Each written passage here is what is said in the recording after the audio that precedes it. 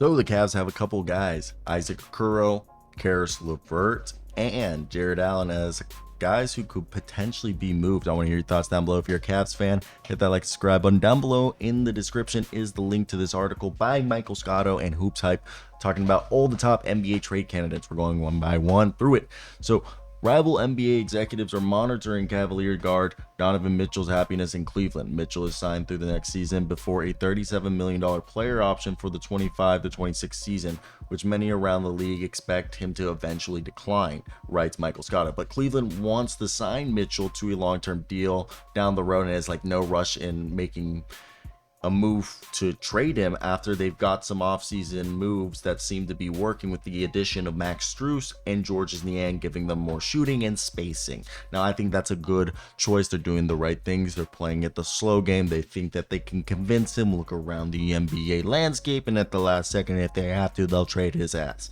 Now, look, should the Cavaliers learn that Mitchell would consider eventually leaving in free agency, they could wait until the trade deadline next season to move him unless a Godfather offer is presented, they write HoopsHype. His bird rights would still be particularly valuable to teams over the salary cap attempting to acquire him to give a better chance of retaining him, even though he'd essentially be an expiring contract next season.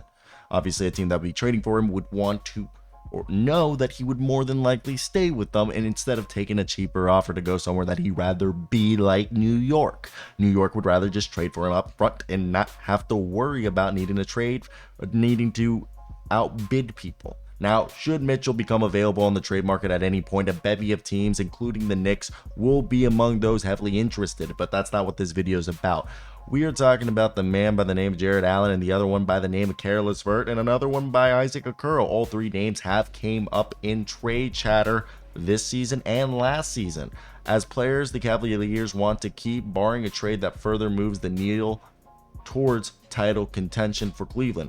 HoopsHype has learned that Evan Mobley, Darius Garland are core pieces in the eyes of the franchise, untouchables. While Cleveland will have to make a decision on former 5th overall pick Isaac Okoro, who's basically Josh Okogie, maybe a little better, and he's a restricted free agent looming in the summer of 24. Will they pay him? Will they trade him? Will he learn how to play offense? This year, Isaac Okoro, so far, out of everyone that we've just talked about, Jarrett Allen and Evan Mobley, Isaac Okoro has played 9 games, my apology, 9 games, 24 minutes a night, and you know, he's scoring at 49%. His three-point shot is deceptive because it's not that good. Then you got Caris LeVert, who over here, he's playing 30 minutes a night. He's averaging 15.5 points, his most since his Pacers days. And it's defensively, they value Okoro. However, the luxury tax payments, while him not being or progressing much on offense, may prioritize other players. Of course, the team continues to be patient with Ricky Rubio, who's away with like depression and mental health struggles.